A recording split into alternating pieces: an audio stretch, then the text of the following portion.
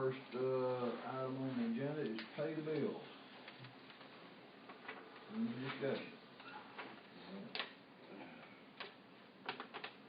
We don't have a preacher Nabbit on there today, Yeah, so we there's do. probably not gonna be a whole lot of discussion. I'll make a motion to pay it. Alright, we got a motion to pay the bills, have a second. I'll second. Got a second, all in favor? Number 2 is the consent list. Everybody had an opportunity to look over the minutes.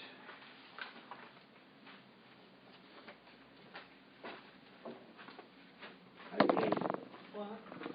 on the sheriff's department, we already burned through half our money. Which one? Budget actual right here. Is that what Tristan was saying? That's 40%. It just caught me off, I mean, cause, That may be off. okay, I that would be off. Yeah, that's off. That's off, okay. I'm off one right there. I don't have it figured in the right spot David? right there. You know, this is all the good math. You're the mathematician. I'm gonna have to fire David. Oh, David. Dave, you'll say something. You're doing a good job. You do a little mistake every once in a while.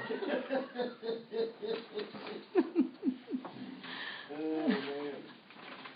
All right, I'll take that.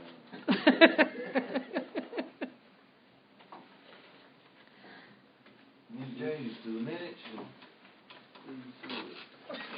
Tax assessor collection report, It's on the budgeted expenditures as first well. report, treasurer. Anybody have any? I have to go in and figure out which one I've got that figured on.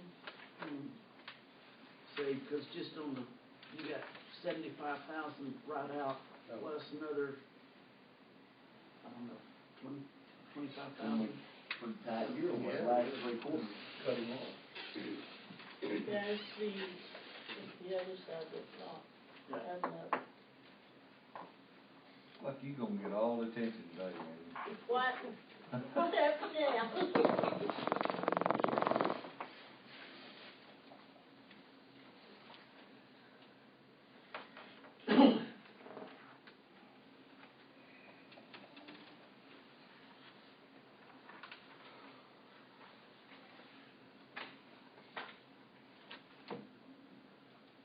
Well, you know, here in this first part of December, we're already nearly 71% collection. Pretty good down there on that.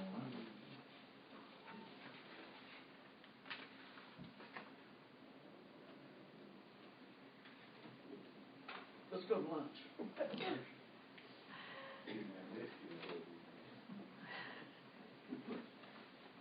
Let's adjourn for lunch early. I'm ready. Don't talk about the capital that sheriff's department.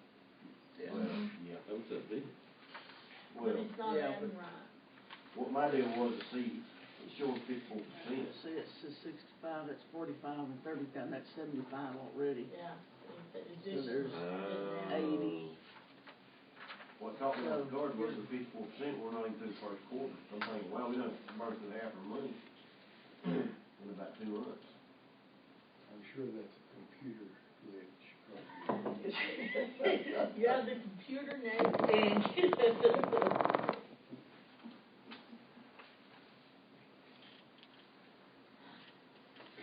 But you would think at this point my computer would be smart enough to figure out when I'm messing up and fix it for me, you know? You need to program will say, wrong, ain't it, wrong, ain't it? They ought to be able to fix those, they just do their own addition and subtraction. Well, see, it should have, but I know what I did when I set that up. I didn't set up that 30,000 for the new vehicle on the addition side of that. And so it's just looking at, you know, we spent 30,000, but we didn't have 30,000 in to spend. Yeah. So. Just thought I'd point that out. Thank you. Any other discussion on the consent list? Other reports?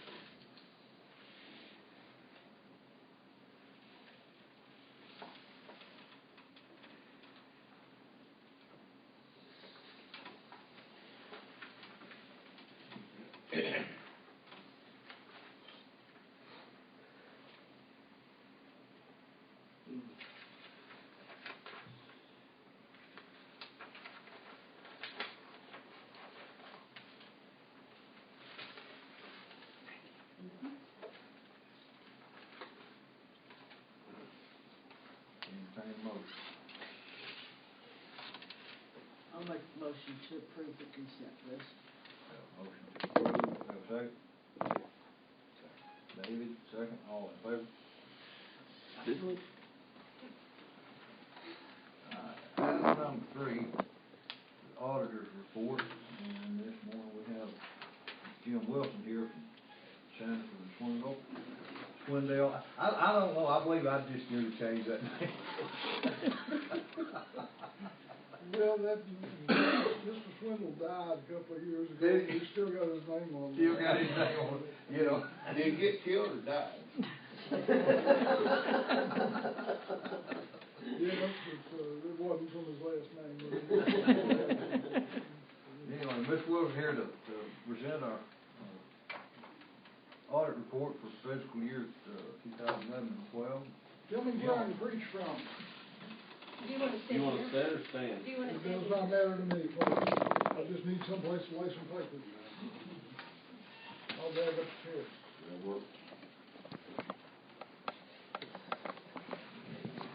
I really didn't like that statement you just made. Then I'll drag up the chair. No, no. Where you gonna preach from? No. That sounds like we're way in the wrong. It's gonna take a while. Yeah, yeah. Now, Lunch normally is at noon. But beat your mind, it don't matter. Where you gonna do? I got that on camera too, Terry. I always tell people I talk to that, I'm fully aware that when I came to the meeting and talking with like 2 interesting people leaving, I spent 3 days last week in San Antonio in a CPE conference, a continuing education conference, and listened to accountants talk for 16 hours over that span. And believe me, I feel your pain, I do. Wow. You have the audit in front of you, we'll get to the letter in a minute. And I don't know, I'm probably gonna say some things you've heard 100 times, but I'm kind of new with you guys and want to say them anyway. If you look at the table of contents, there are some things in our audit that are audited and there's some things that are not audited. The management discussion and analysis. We only apply limited procedures to that report. We don't go in and audit even though it's taken from audited figures. I'm using last year's figures from another accountant, and I didn't audit those figures. So I can't say that I audited that report. You see what I'm saying? But we did apply limited procedures, and I'm comfortable with the numbers. I just don't. We didn't do an audit. The basic financial statements, all those, all the way down to the notes to the financial statements are audited statements. Okay, we did do a full audit on it. There's something called required supplementary information that, again, we did not audit the figures. We applied limited procedures. Part of that comes from the retirement people. I can't audit their numbers, things like that. The combining statements down at the very last are audited. So I want you to know that what is audited and what's not audited. It may not make a heck of a lot of difference, but that's where we are. I'm going to skip management discussion and analysis. It's a report that does some comparisons between last year and this year, gives you some percentages and things like that. But I'm going to skip it and you can read that at your leisure. Let's go to page 10.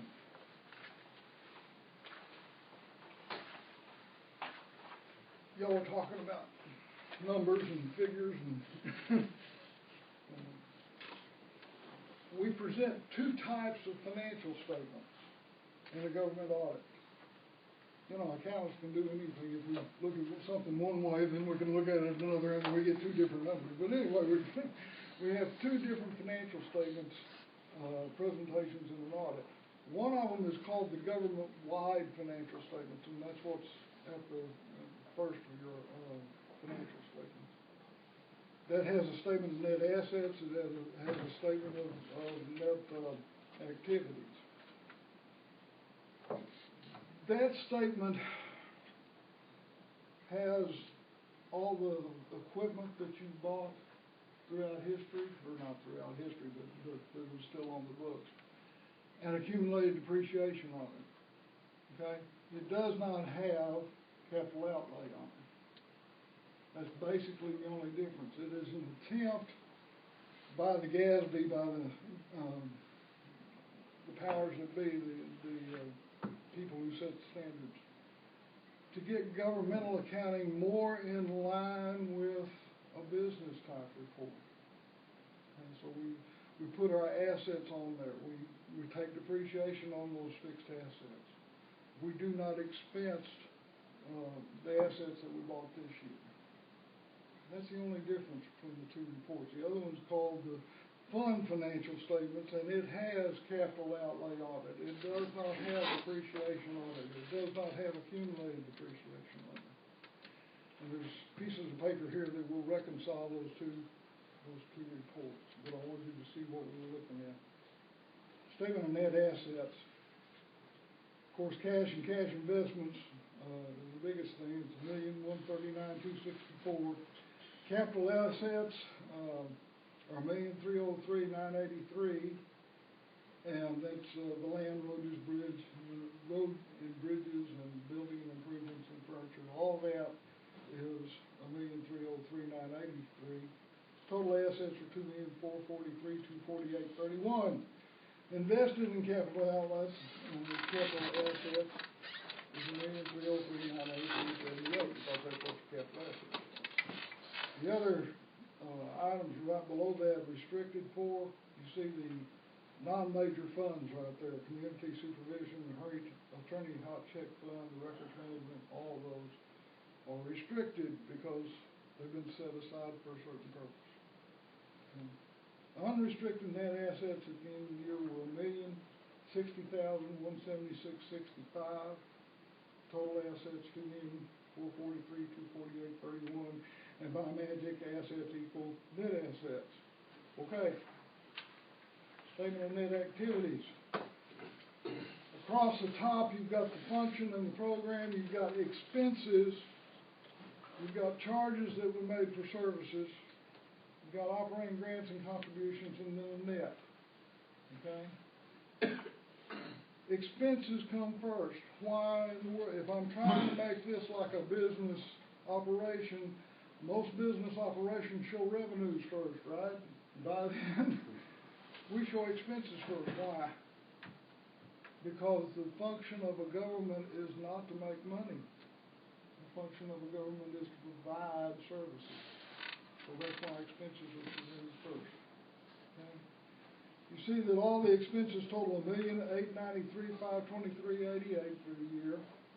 All of those, general administration, which catches a bunch of stuff, is $651,601. Public safety is $344,000. Highways and streets are $523,000. That's a road and bridge fund. We had charges for services of $365,000. We had operating grants and contributions of $184,299. So net of our activities, we lost $1,344,000.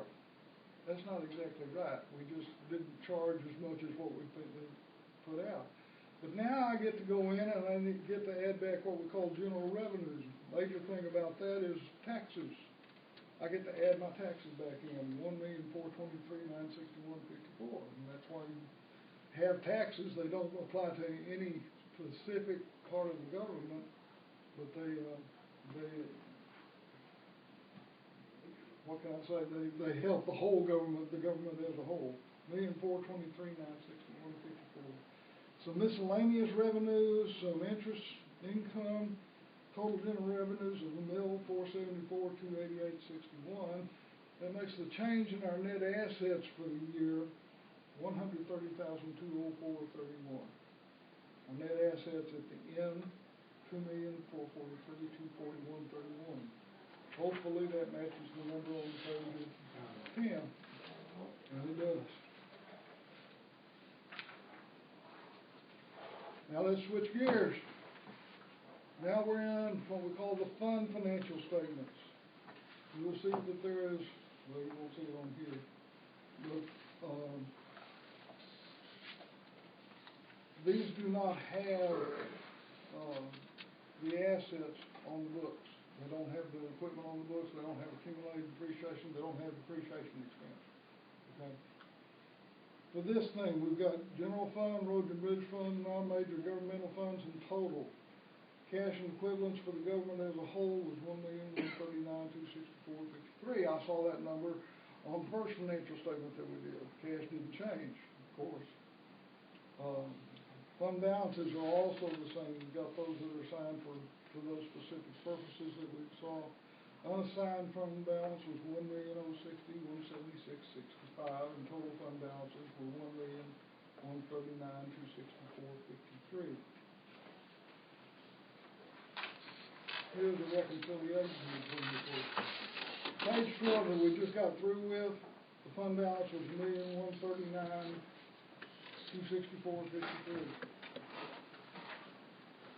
I add in my capitalized assets of $4,385,362. I take away the accumulated depreciation on those assets of $3,081,378.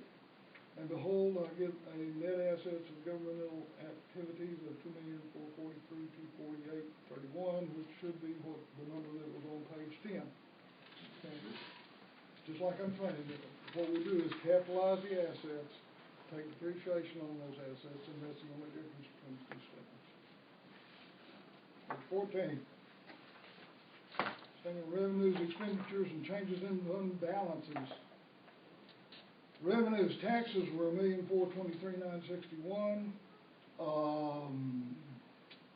Bunch of other stuff. Total revenues were $2,023,728.19. Expenditures, again, general administration was $589,950. Public safety was $319,697. Highways and streets was $431,000.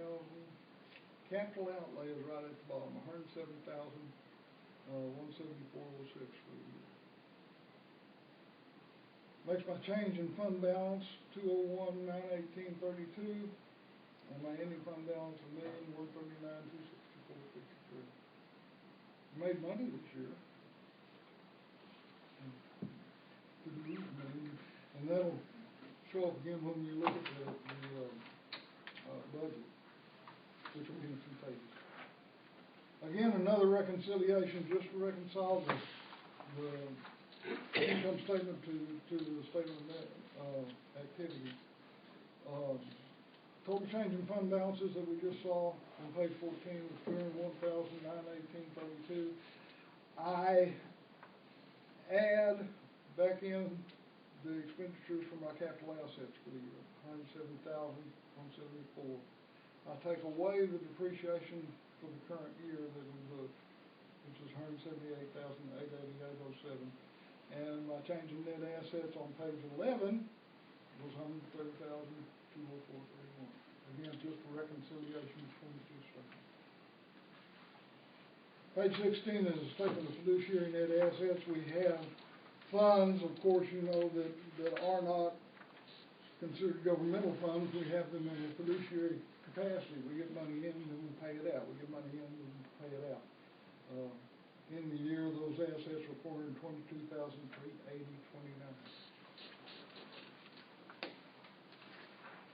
Notes to the financial statements. I will not read the notes to the financial statements. If you cannot sleep tonight, please drag this out and look at it. I will point out on 22, page 22, that there is a summary of the capital asset activity for the year, and you might want to look at that at some point in time. Let's go on over to page 26.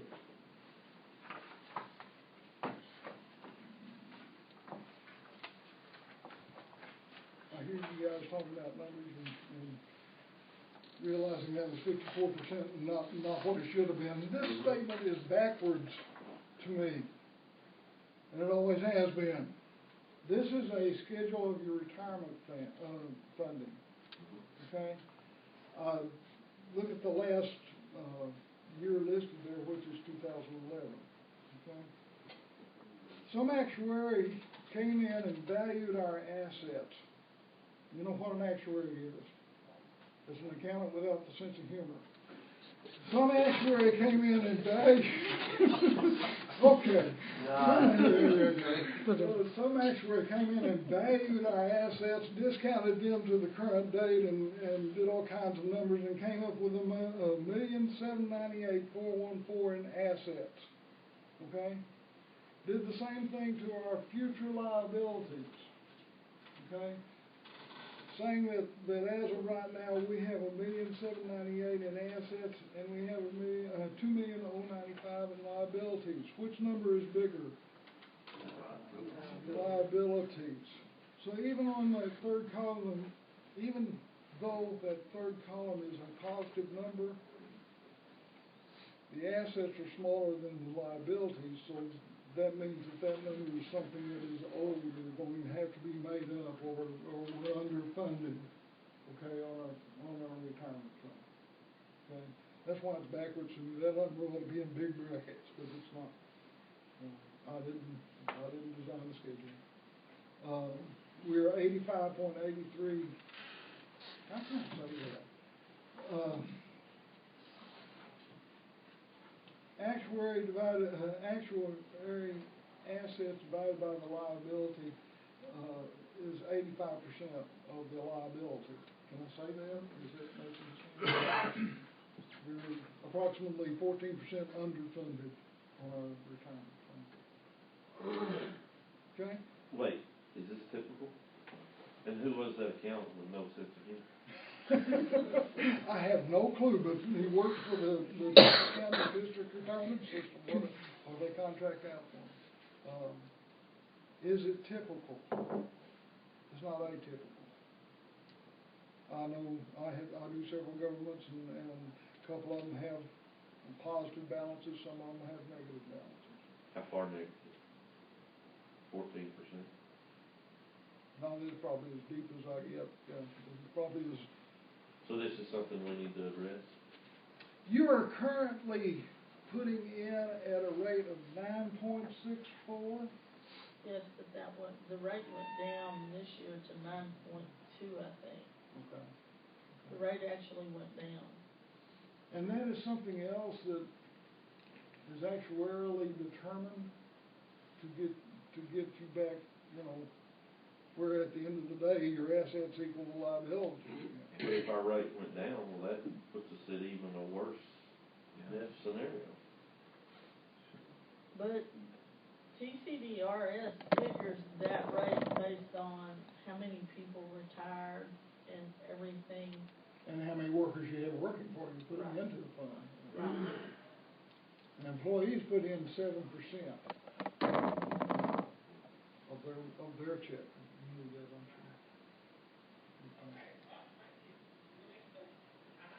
Is this something that you would view as a critical deficiency, something we really need to do?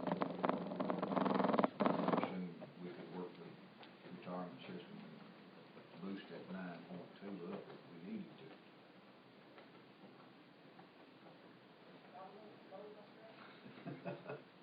Again, I think the 9.2 rate that's Norman said is going to be sufficient to catch you up, but right now, we're at the end of 2011. I don't have 2012 numbers. I wish I did, but they don't publish the 2012 numbers. So I don't know what effect that 9.64 that you were putting in all this year will have. It's something we probably better look into. And another deal, they raised it to 9.62, but right before that, we had a lot of people retire all of a sudden in a row.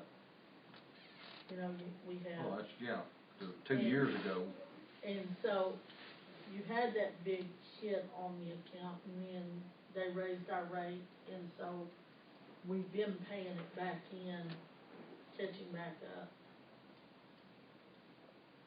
The 9-point rate that you're still paying is a couple of percentage points over what the employees do.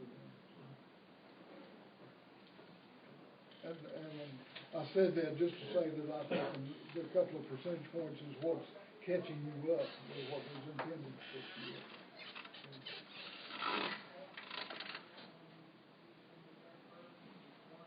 Okay?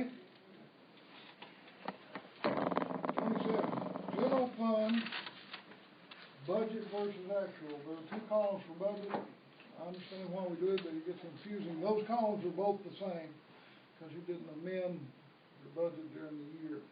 If we amended the budget, we would have had original and final, and there would have been different numbers. Third column is actual. Fourth column is the variance from the budget. Total revenues, we budgeted $1,388,860. We came in at $1,447,893. That's a positive variance. We did better by $59,000. Total expenditures, we budgeted $1,638,707.76. We actually spent $1,327,748.30, a positive variance. Very good. $310,000, probably $311,000. So our change in fund balance was a budgeted loss of $249,000. We actually came in at $120,144.92. So we have a positive variance from what we budgeted to $369,991.81.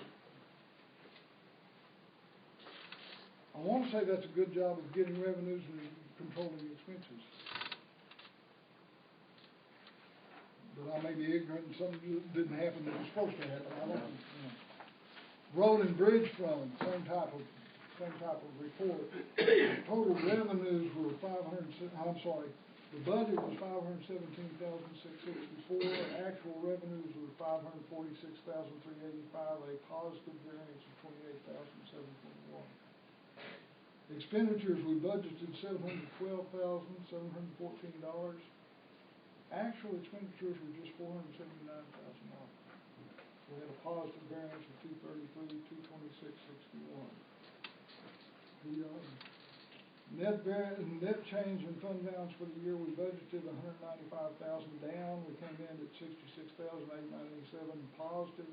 So we have an actual variance of a positive $261,947.92. Again, good news. Very good. Skip on over to page 30. All this is, the next 2 pages, are the, what we call the non-major governmental funds, all those funds that were set aside and signed and restricted for use. That's, the first page is the balance sheet. We had total assets of $79,087.88 in all those funds. Total fund balance was $79,087.88.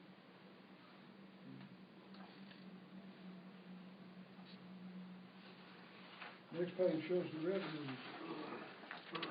Total revenues in all those non-major funds were $29,449.66.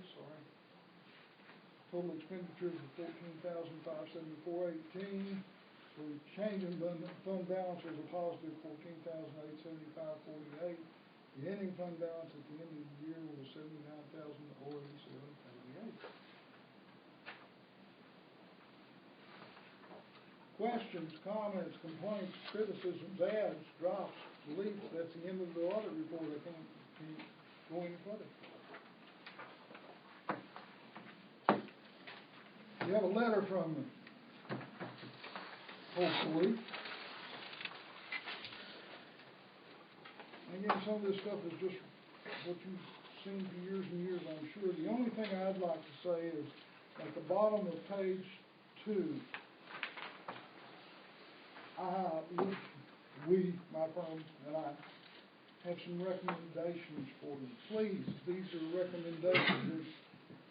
There's not anything out of whack or anything like this. These are just recommendations that I have for you.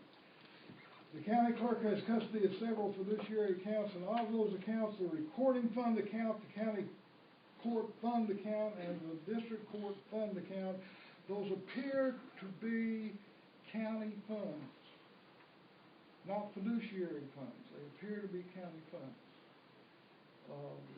You all may have a reason why Pat has those funds, but they look like to me they're governmental funds, that they're county funds.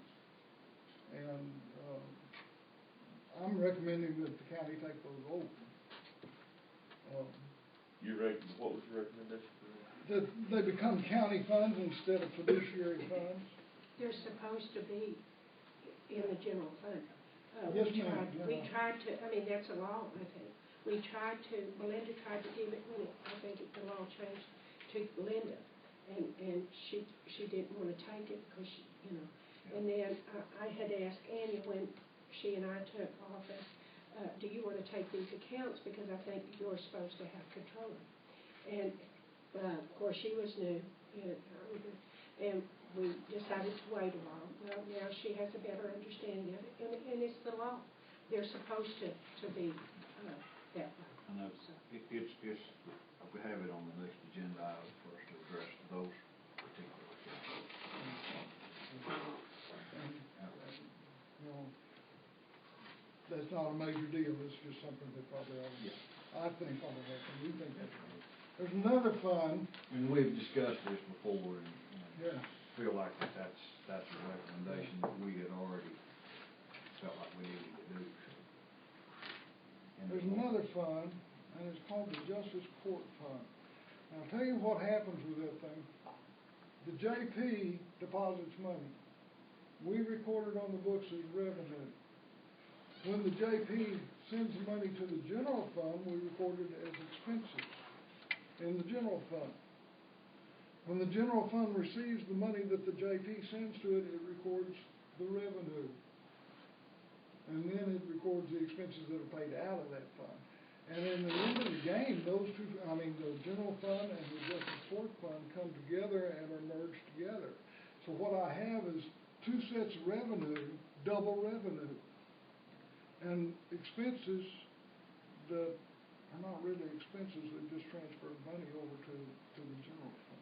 So what I'm recommending here is that the Justice Court Fund kind of go away. I don't know, even if you have a good reason to have a separate bank account for that fund, which I don't see, the JP can deposit directly into the general fund.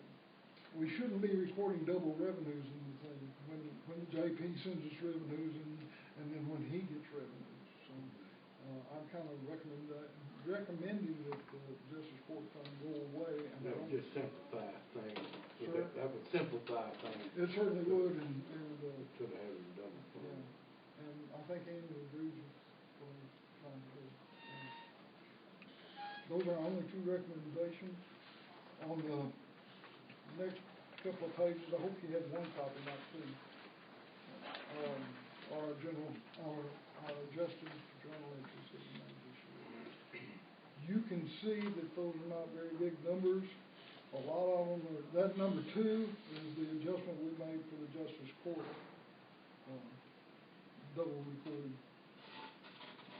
You can see that these numbers are not very big, and we didn't have to do a lot of correcting this year, folks.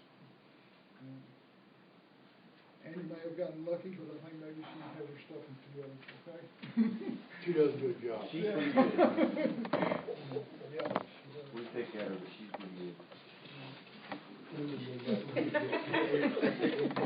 I did, I swung it around. I got it. Yeah, she blushed so pretty. Good job, Andy. That's why he said I needed a wise man. See, David? Oh, don't go there. Oh, It's too close to Christmas to go Very there. out of that deal too. wasn't Yeah, it? we would. That was good enough, right? Questions, comments, complaints, criticisms, adds, drops, deletes, anything? We appreciate you guys, and The way you done it, you come out pretty good. Yeah. We shouldn't complain. Oh, you may find reason to complain later. So we get a gold, silver, or a blue star? You get No, gold, they're here. you get a gold star, yeah. By the way, what you just did, in the front of your meeting where you're approving, where you're approving the bills to be paid, that is an integral part of internal control. I love it. I even relied on it partially in my audit work. So, I think that's a great thing. Thank you for doing that. I have some governments that do not do anywhere near that type of due diligence, so, that is terrific. See, it's just 10 o'clock now, we can go lunch.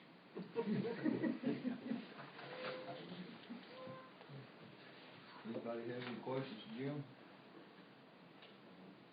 Well, I, for one, Jim, appreciate the personal service you've gotten this year on this. And this is kind of a first. I mean, last year it was, I think, in May when we finally got this report. Well, I shouldn't have hurried so much then.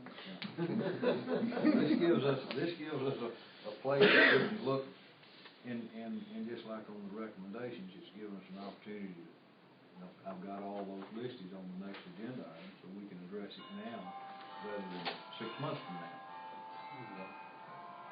Excuse me, I can't get my phone out.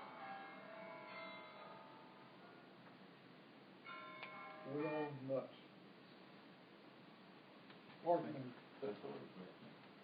I think my ringtone sounded like that, I might answer it, there might be a gift there. I'll tell you a funny story.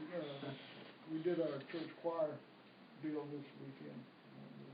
We had rehearsal Sunday morning, and that thing, it was in a period of quiet, and that thing went off, and somebody said, "I don't know that song." Trying to figure out what song we were about to sing.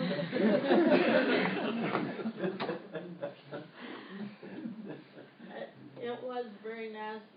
Jim did a wonderful job. I mean, he worked with everybody and made everybody feel real relaxed and real comfortable, and it was nice to work. I learned a long time ago, I'm not the god of accounting, and, Anyone have any other questions or comments? I'd entertain a motion to approve the auditor's report. Motion to approve the audit report for fiscal year 2011-12. Okay, have a motion, have a second? Have a second, Mr. Harris. Have a motion and a second, all in favor? Jim, we really appreciate it. thank you. Look forward to doing this again next year. Y'all don't mind. Hopefully we'll have as good of numbers next year as we did this year. I hope you do too. It's good numbers this year. This is the trust, Caleb? Yes, ma'am. Okay, next week, the first and last statements, but this is the entire, deal since I took office, so both balance forwards, and then these are transactions from the and that's all for our accounts. Okay. On the trust fund, okay? Thank you, Pat. You're welcome. So I don't mind, I'll bug out and head back to Lebanon. Okay. It was All right. kinda icy coming down, so. All right. I was surprised I saw snow here. There didn't seem to be any snow after post, but maybe there was. So what you have in Lubbock? Huh? What you guys have in Lubbock? It looked like about half an inch, and the streets were very icy and slick, and it took me 30 minutes to get out of Lubbock. And we go about 50 miles an hour to post after that. Y'all actually had some icing in it. Yeah. See, I don't think we had any icing at all here, did we? I didn't notice any. It was just a little dry, powdery It was pretty dry snow. snow. I don't think we had a bit of icing. Thank you, folks. All right, Jim, thank you. Have a safe trip back.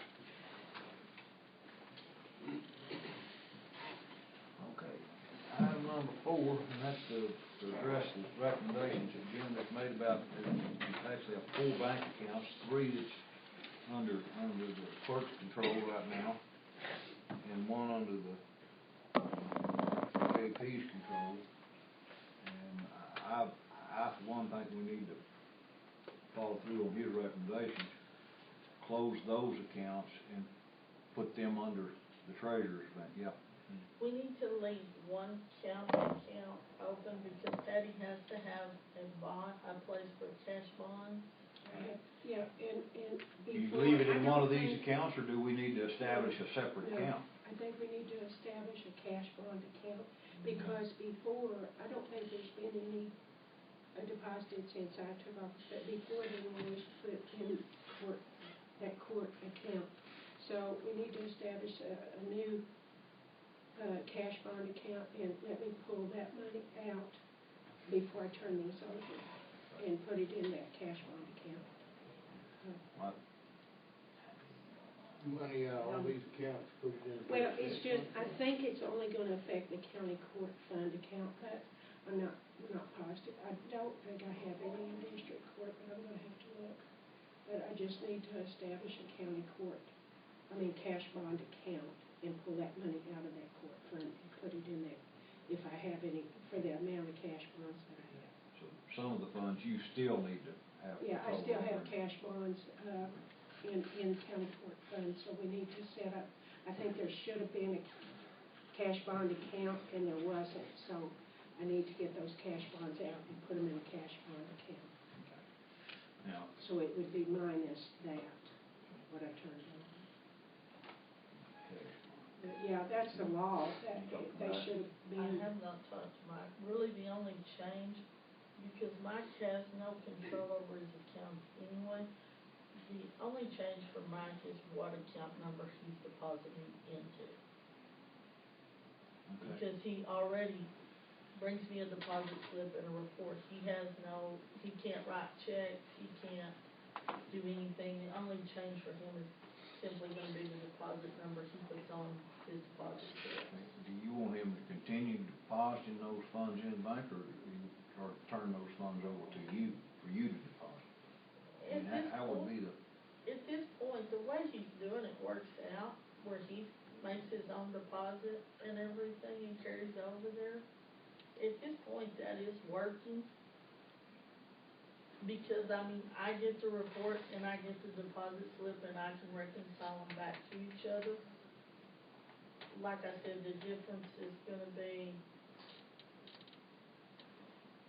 if he brings the checks to me, I'm gonna split out what goes to the other funds, like Justice Court Technology and Courthouse Security, out on a deposit slip.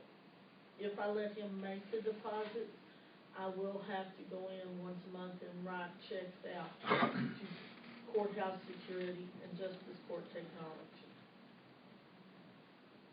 And the same with Patty. And Patty does pay into some of those funds, so I could once a month write a check out for all those funds and let them make their deposits and just bring me the deposit slips and the. that's the way you wanna do it? It seems like it'd simplify things just to bring it to you for deposit and break it out then, but it's, It would in a way, but in a way it's gonna be simpler for them because they both take their reports and go back and make sure their money matches that deposit slip. We had discussed it, and it might be simple. We've been trying to make deposits every Friday, or the last day of the month, if it wasn't on Friday. And, right now, it would be simple to do that, deposit it in the general fund and give her this monthly report weekly. And deposit it in the general fund. But, and then give her a copy of the deposit slip. That way we can keep up with our deposits, and our checks and everything, the transactions that we do. But, we'll discuss it a little So bit y'all- more before January. have you talked with Mike about this? No, I haven't. But they'll just continue to make deposits like they've been doing, except Only they'll in be general making it fund. into the general fund account instead of these individual accounts, Yes, on all four of these accounts we're talking about. yes. So what we need to do is let them continue that, but close these four accounts that I have listed here and authorize the opening of one other account for cash bonds. And can we make that closing those accounts effective January the 1st? We're right in the middle of a month and right in the middle of a quarter, and we really need a do we need to put the opening of the other account on the January She agenda? can go ahead and open her account, and that'll give her time to move her money and find what she needs to move into it. Can we do that? Cause it's not me. Yeah, that's what I'm. Well, if it's, Do we have to close the county court firm? Or We just don't not have to use it? close it this time, she can leave that one open and And change use the it. name of it. You use that account for what you're talking about here on your cash bond account? We'll just change the name of it? That way we'll just leave that as account long as the open? bank agrees, it's fine with me. Well, I don't think the bank would care what kind of, how we use the account. Yeah. That's just kind of internal accounting on our part. You could transfer. Just transfer anything above your cash bonds into the general. And then just continue to use that county court fund then for your cash bond account. And we could do that now, rather than close it, just change the name of it.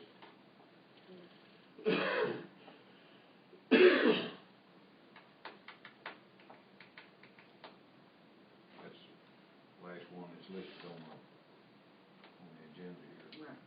You don't have anything in the district court fund or the court fund, The district court, I don't think there's any cash bonds in it, but I've got to check. Yeah. I haven't had time to check. And that way, you can consolidate all your cash bonds into that one account. Yeah, and then We'll write our close check the other for that. two Yeah. and transfer what's not cash bonds into the general account. So we'll actually be closing only 3 accounts. Right. And if y'all want them to bring the money to me, that's fine, we can do it that way, but like I said, at this time, it's probably going to be simpler for them to go ahead and make their deposits like they've been making them. You make the deposits and not some of it, you give her report, that was just first, that was, yeah. She's been getting it just once a month, not weekly. But if we do this, then she'll get one weekly, she'll want a report weekly rather than monthly. And I will take the deposit slip she gives me and I will break it out on my end too. And put it in the general account where it needs to go. And when I deposit into the general account, what she's going to do. Yeah, and give her a copy. Right, your cash bond account, just exactly what is that? Is that? Well, okay, before, when someone put up a cash bond, they just deposited it in the court fund. But it should have been separate into a cash bond account, which is what I found out recently. I can't turn that over because. Why not? Why can't they? Because it's just like, I have an order right now, court order, to refund one of those cash bonds. I've tried to get in touch with the person, the individual, told him he needs to come in person with a picture ID for me to be able to, refund that, but he has not responded as yet. We'll try and see if there's another address or something. But I have to be able, with that court order, I have to be able to refund that. If he shows up and that's the person who I'm supposed to refund to, I need to be able to give that to him immediately. Sometimes. Refund? That's the only thing you ever have to refund? No. Sometimes we get overpayments and recording, What do you do about that? Yeah, what do we do about Purdue and Brandon or Adams County Sheriff or Service or something? What do I do about that?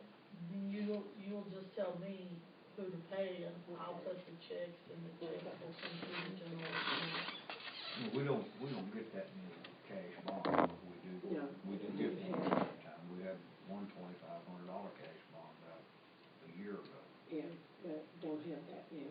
Most of them are like $500 when they put up a cash bond, but. Why can't you do the same thing as you do with other refunds or whatever you do? If you go on back with cash bond back. Well, they may not get it back. Yeah, I think. Because it may go in, court, it may go, depending I on know, what. but if they do, like you said, you're trying to find somebody now to refund the cash bond. You can't just say, okay, it's so much, like the other stuff.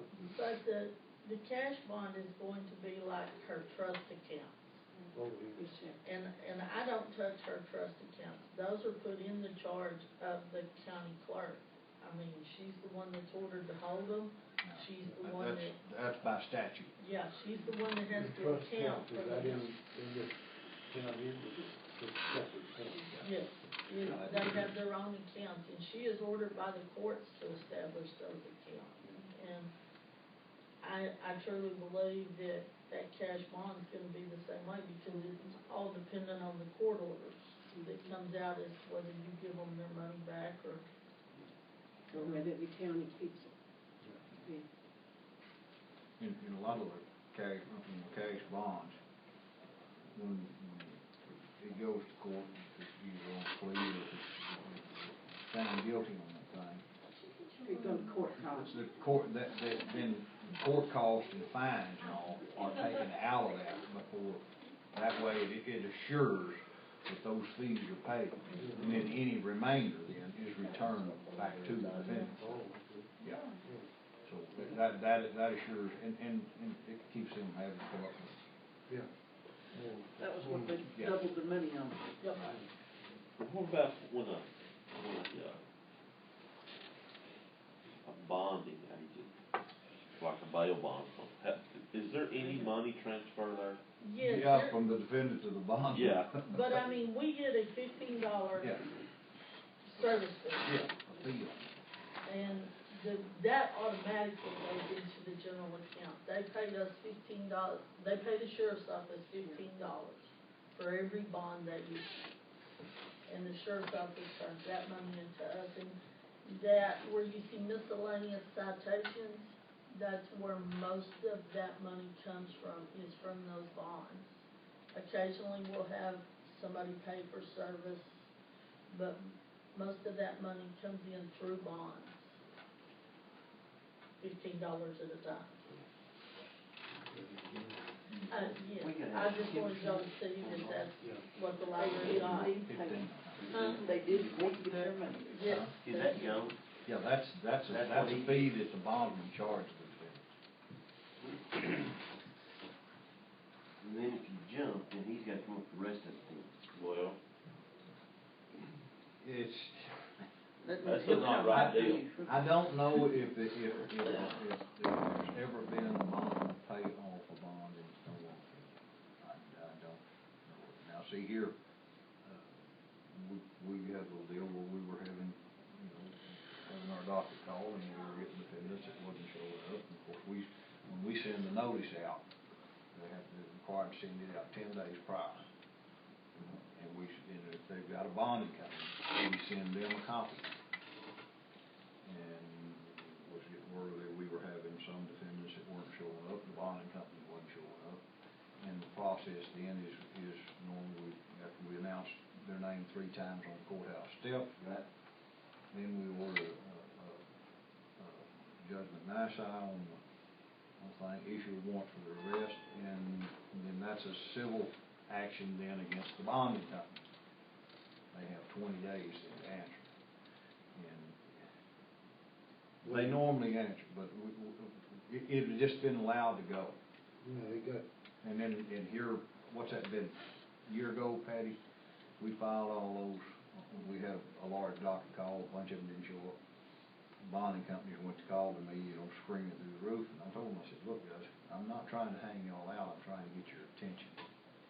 And since then, every time we send letters, when we have a docket, the bonding companies have been showing up to make sure their defendants are here. And that's that's all we're after. But we need those guys to make the system work. Sure. I mean, it has to work that way, and we don't want them pulling out, but at the same time, like I told one bonding, owner of the bonding company, he said, you go to making us pay off on these things, you won't be able to get anybody in Stonewall County to issue bonds. And I said, well, if you're not gonna stand good for what you're bonding for, we don't want you in Stonewall But County. that defendant don't ever show up, what process to get money from the bonding company. Yeah, it's a long drawn out process, and it's a, But usually if you got into that one, if you do one of them, you're gonna get everybody else's attention. yeah, and we've got your attention, but it's a civil, that becomes a civil trial, what it amounts to. You know, you get to, and you gotta go through the whole civil process and get a judgment on it to support that. And it is a long drawn out process. But if. By design, I If the think. defendant don't ever show where he flew the coop, Yeah, then you have to, yeah. you will do that process. Yeah, and get well, that bond money. what it is, that bonding company, they're gonna go find him and bring him in here before they'll have to pay that off. Yeah. That civil suit doesn't do away with the actual criminal No, case. I didn't mean that. Yeah. I'm not getting that bond money. Yeah, but it's, and like I say, to my knowledge, do you know of it, Patty, of the county ever getting a forfeited bond? No, and, I think there's like a 90-day period after a judgment or something Yeah. before you can. Yeah, That they go hunt that defendant. yeah. And if they bring the defendant in here, turn him over to jail, then they've satisfied their obligation under the bond. But just for that one instance, or they still, is that defendant still bonded with them? Record? No, that's, they're done, if they surrender. And see, we get that all the time, a lot of times, I think it's 15% what they charge, but a lot of times these defendants won't have 15%. And they'll make a deal, put up a certain amount, whatever they got, and they'll go ahead and cut them loose. And I don't know how many of these things I've gotten, but after, say, a couple of months or so, 3 months, I'll get a request from the bonding company to release them from surety because the plaintiff, or the defendant, hasn't lived up to his end of the bargain with them. In other words, he hasn't finished paying off his fees to them. And my stand on that, and I explained it to them, is that's between you and the defendant. You let him out of jail, you made an agreement with us, and I'm gonna hold you to our agreement. Now, whatever you do with your client, that's between you and your client, and I won't release them from their surety obligation. And I don't feel like I should. But they'll all request it anyway. That what they'll want is for me to issue an arrest warrant. And so they can go pick them up and bring them to the jail, and then they're released from their surety. But then we've still got the problem of having this defendant in this jail, and we've got to reset a bond for them. So we've already done the process once. I just see it that's a problem between them and their client, not between them and the court. Once you cut that bonding company loose on that deal, he may sit there, he may not can get another bonding company. Yeah. And in the process, basically what it is, the bonding company has got whatever fee they got out of it, and they're really not been obligated to do anything for it. Yeah. They may not want to touch him again. Yeah. Anyhow, it's one of those deals where it's not an ideal situation, but it's a situation we've all kind of have to learn to live with to make the system work, basically what it amounts to. But anyway, back what Nick did. So we want to keep the county court fund open and just and let the clerk transfer her cash, make a cash bond account out of it. Now, I don't think we need to make any changes with the bank over that. We gonna leave the same name though, county court fund? Well, No, it would be a cash bond. yeah, cash Change bond it to account. cash. We'll Change that name. We'll close the recording fund account, the district court fund account, and we'll close the justice court fund account. And then all those funds then will be deposited directly into the general fund, and then Anya can do the internal record keeping on it. On those. And that needs to be done. Does that satisfy what y'all need to do? Just So make it it. needs to close on the 31st? Yes. Yeah, and do that close them on the 31st.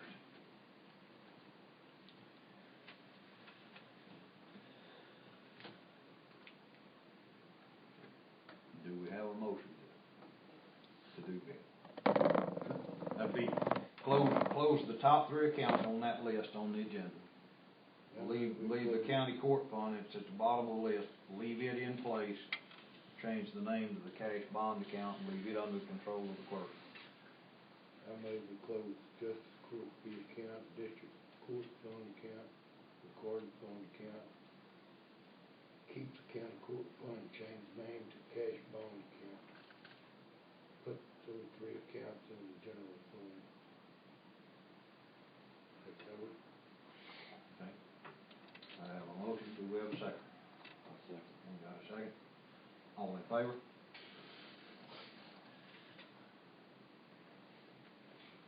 Item number 5, we're gonna have to open another account. We've got a couple of these things that are in the works right now, and it pertains to pretrial diversion. The county attorneys can do pretrial diversions. I don't particularly like them. I would prefer that we do deferred adjudication. It does exactly the same thing. What does it mean? What it is, on a pretrial diversion, that's where the county attorney has the authority by statute, and I've got a statute here. They can basically go through a plea agreement with the defendant. And the county attorney or district attorney, depending on what application will be, can lay out some terms for the defendant to have to accomplish. It's usually paying some fees, possibly sitting in community supervision while, probably community service maybe. If he does all of that, and he accomplishes it, he'll give him a time certain to do that. Does all of that, pays some fees, does some community service, whatever, reports to community supervision, pays those fees and all that stuff in time certain, then the case is dismissed. It never actually gets into the court system. But the funds paid into that, the fees, other than those fees that are paid to the community supervision, the probation department, any fines or any fees like that comes in, they have to be placed in a separate fund account that's under the control, but of course it's of the county attorney. Now, he's the only one that can write the checks on it, but he can only write it's Code of Criminal Procedure, in Article 102. And the final thing on it says, fees collected under this article shall be deposited in the county treasurer in a special fund to be used solely to administer the pretrial intervention program. An expenditure from the fund may be made only in accordance with a budget approved by the Commissioner's Court. We have never had one, to my knowledge, in here, but we have one now, and the way we set it up, the way Trey set that up, is the fees right now are going to the Community Supervision Department, because we didn't have a separate fund set up. We had no place to put it. So the way he wrote up the order is all of the fees are going to Probation Department right now to administer these fees. But we're gonna need to set up a fund just in, and I'm gonna discourage its use. I would like to say, I would rather do a deferment. They still have on their background check when they do those pre-trial diversions, they still shows up as a conviction, right? No. Shows up as an arrest. Deferred adjudication will continue to show up as an arrest, no conviction. Even the pre-trial diversion will show up as an arrest. But it won't show a conviction. But it will not show a conviction. That's what I'm saying. Either one does basically the exact same thing. It's just that the pretrial diversion, we have to do something special with the funds. Otherwise, it goes straight into the general fund. That's the reason I don't like them. I'm hoping that we'll see the legislature maybe address this some way, because, you know, out here it's not a problem. Some of these bigger counties, it's getting to be a problem, because in some of these pretrial diversion accounts, we've got hundreds of thousands of dollars sitting in those things. General fund can't touch it. And some county attorneys are using those funds then to hire investigators and do that.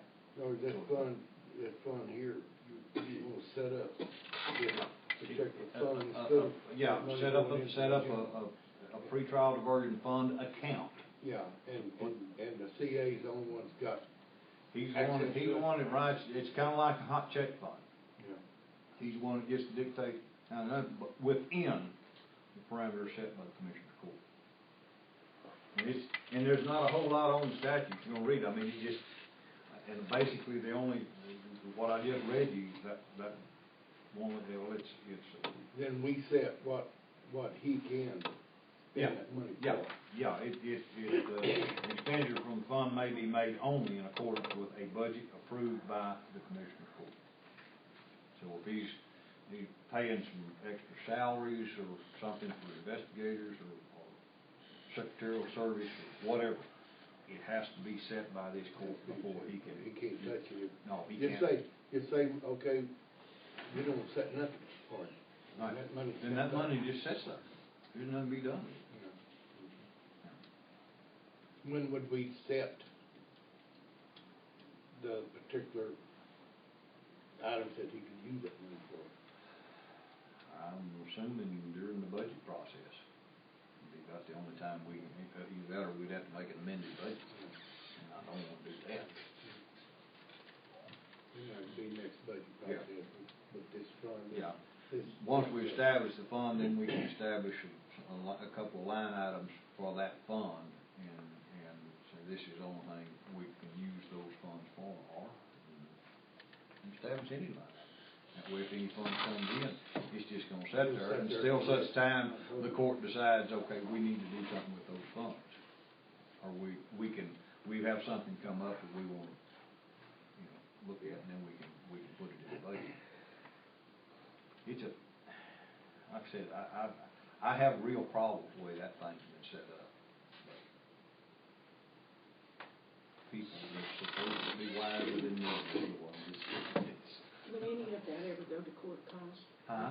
Would any of that ever go to court Nope. cost? I didn't think so. no, because there's no court ever takes place. That, as far as that's concerned, those charges were never filed.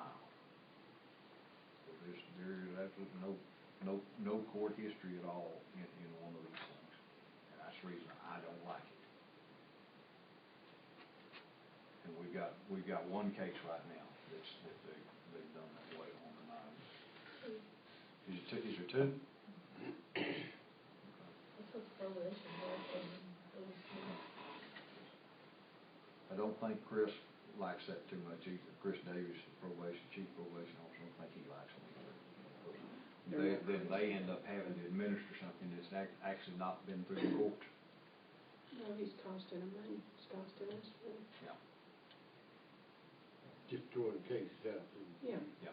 Yeah. But it's, and like I say, in some of these bigger counties, that's getting to be a real problem, because a lot of the county attorneys really like this. It gives them a fund to control, basically. It ain't gonna add up very quick, so, okay. No, it's not gonna run over us too hard, but in some of the bigger counties, it really is. So, anyway, Well, why do we particularly need it? Why do we particularly need it? Why do we need to establish it? Because the law says we have to Yeah. have a fund, a a designated fund, fund for that. just for that, Yeah. it has to say pre-trial diversion fund. Yeah. And that's for those But criminal if we procedure. didn't set any out of that budget that CA can use. Yeah. We don't have anything in the budget But this we year. can Yeah. do something with the money that we want to designate them from or something. It's just gonna sit there and we Gonna can't, sit there and we until- can't do nothing about it till Right. the next budget. Until next budget time. That's right. But that's Code of Criminal Procedure, section 102.012, pretrial diversion funds. That's where it's Can he? And I never did worry about it, because we never did have any before, but we do now. can he possibly, every case that he, well, he wouldn't file it, but every case that comes to light to him, could he do this to every Any case rather county than filing attorney a can. case? Any county attorney can. So we may never get another case really filed. I don't think that's gonna happen, but it's there, like I said, it's, somebody in all their wisdom down in Austin is the one that's done this, and I don't like it. Gives him, let's say, a lot of authority just to, Yeah, just to do it. basically. Just, if he don't prove the case, say that. Well, this, you know, no, if he don't approve the case, if he don't feel like that, he can throw any case out. Yeah. He does not have to accept any case. When, see, the way those things on Class B misdemeanor and above, or Class B and Class A as far as it, any felony, it's the district attorney. What that is, once the defendant is processed into the system over here to jail, they're arrested, they're booked in. Charges, you know, that what they have is what's called an information complaint, and that's by the arresting officer. That's filed, and all of that information then, of course, the first one touches is Mike or the two magistrates of the county. We go and read them their rights and explain the charges, and then set their bail. But all of that paperwork then comes to either the county attorney if it's a misdemeanor, or the district attorney if it's a felony. They have the sole authority to look those over, and if they don't like the way that case looks, that information complaint, they can reject any charge. It doesn't go any further than their office. That's a sole responsibility vested in them. You know, that's just, I mean, we've all seen the TV shows where the district attorney's trying to decide whether to file the case or not. That truly happens, you know, and that's their sole responsibility and their authority. I mean, there's nobody that can exert any authority over them for whether or not they accept the charge or not, or decline. You know, and unless it's just something that's just no evidence at all on it, or something that's just completely out. That's the way our system is set up. But anyway, do we want to establish this account? Kind of required to. It's one of those things, we have to make a decision, but it's kind of been made for us in a sense. Give Andy the authority. Yeah. Name authority to open up a pre-trial diversionary fund account. With the county judge as the second, or Is that how y'all want it? however we usually do them, or he's Yeah. on there too. Okay, we're gonna do that. Yeah, county judge, was it? I can't remember. County attorney. County. No, the county judge needs on there too, because he's on all the other accounts. Signature card. Yeah, he's on the signature part. And I guess we'll need to put, do we need to pray on it? No. I don't think so, I think he's he the one has to, that dictates what, you know, what. yeah, but he, I think you know, we he's have to gonna write do it whatever. too. Okay, so he doesn't actually write. Right. Right, it's kinda like the attorney hot check, he can request that money, but the check has to be signed by me. Okay, Gary's made a motion, do we have a second? Kirk makes a second. All in favor? Signify by raising your hand. Take a break from this, Judge. All right, take a short break and then we'll come back and pick back up item 6.